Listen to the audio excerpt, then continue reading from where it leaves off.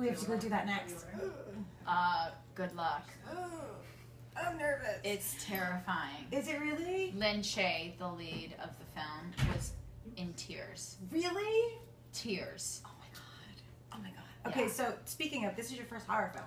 Yes. Are you super excited? I'm super excited. It's been like such a whirlwind and doing scary things like that, and like I don't know, it's just a whole nother world. I feel like that watch horror films, and like there's such a great fan base for the Insidious franchise, so I'm happy to be a part of it. That's what I was just going to ask you about. Is horror fans are so loyal. Yeah. So it must be exciting to see how welcoming they're going to be to new characters. Yeah, totally, and I think that they're going to be very happy with this chapter. Chapter 3, I think, is the scariest. So are you a horror fan?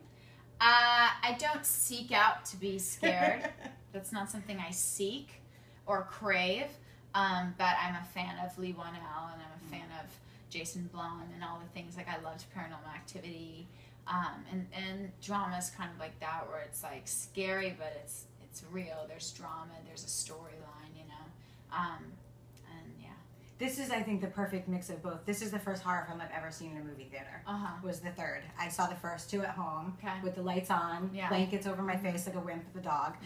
But it's the perfect mix because you get a really great story, and it's not like you're Jason or you're Freddy, but it's you get really great story about people, which is almost more believable. Totally, yeah. And there's this emotional connection you feel for Quinn Brenner, who's Stephanie Scott, and what she's going through, and the loss of her mother.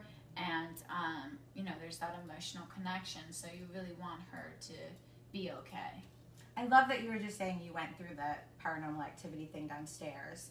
And the Insidious thing downstairs, and you were still scared, even seeing how it's made. So you've seen the background, you know it's made. It's still scary. I've read the script, you know, a bunch of times, and even watching the screening of the film and watching it like this, I know that, you know, something bad's going to happen. It's still scary because... I mean, that's what making a movie is about. It's about the score and the sound and the mixing, and you know, it comes to life.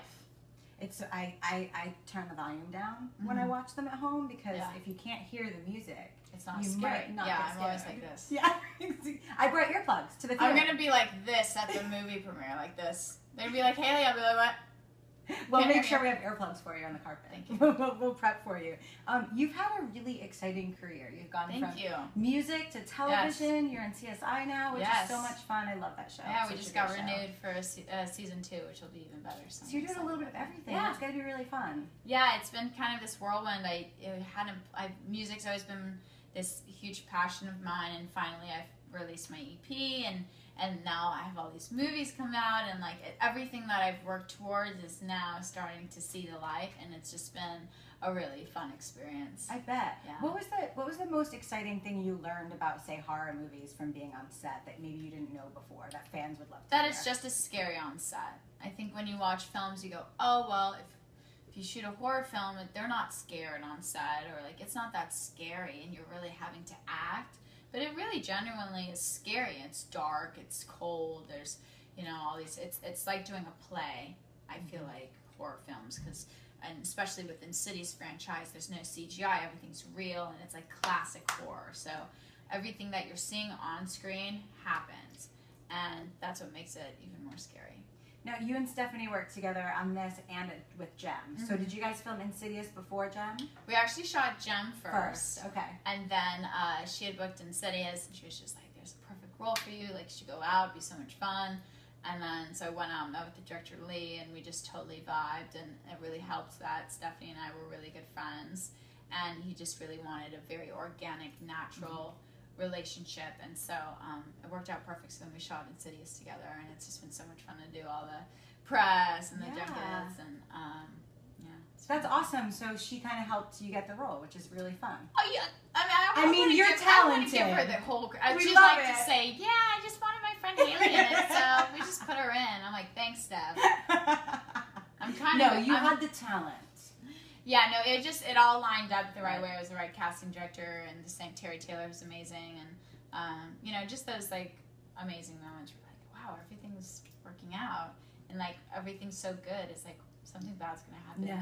But then more good things keep happening, and it's like, oh, this is what it's like to be really happy. Yeah, I mean, you've gone from a kid on Nickelodeon, you've opened for Justin Bieber, you've done everything. It's really a fun career to watch. When you worked with Lee on this, him being a writer as opposed to and the director, what would you say his skill set was? What would you say he brought to the table as a director? I mean, number one, he knew the script better than any other person on location, and he's also he connects with the actors. Like he really, he's very passionate about what he writes on the paper. And people always say writers are really passionate because they're living and breathing the script, and then they give it to this director, and they, and they're like, oh, but he wrote it, he's directing it, and so it's his child and his baby, and it's really cool to work with a director who's just so passionate, and he just really wanted to do a great job, and I think he did a wonderful job. It's my favorite of the franchise for sure. This was my favorite. And I have to ask before I let you go about Jem, because I am an 80s kid. I know, you got the cool purple hair and everything. I saw your hair in the movie, and I was like, yes, someone else! I know. I was obsessed with Jem growing up, and this is a really different take. The trailer just came out, and there's been lots of people talking about it. I know, yeah. But what are you excited for fans to see? Because it does have a really loyal fan base of us 80s kids. I think with anything, whether it's a remake of a cartoon or a book, there's always going to be well, it's not how I envisioned it in my mind. But I think what people are forgetting is that we didn't say it was a remake of Jem and the Holograms. It's just a modern take of this story and these characters that people fell in love with. So really, if you take Jem and the Holograms and put it in 2015 like it was brand new, that's what the film is. And obviously, when you watch the trailer, you're not going to see everything in it. So people are like, "Whoa, what's this?" Yeah. And it's well, it's a trailer. We can't give everything away. It's only 2 minutes. It's only 2 minutes.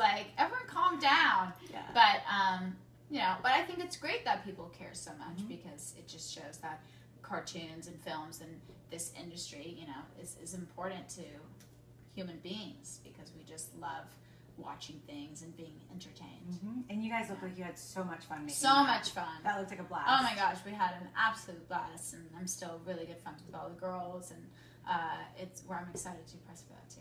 Yeah, well, I can't wait to see you do press for that. Thank you for this, because the film was great. Yeah, thanks. You were the best friend. So thank you. Thanks for sitting and chatting with us.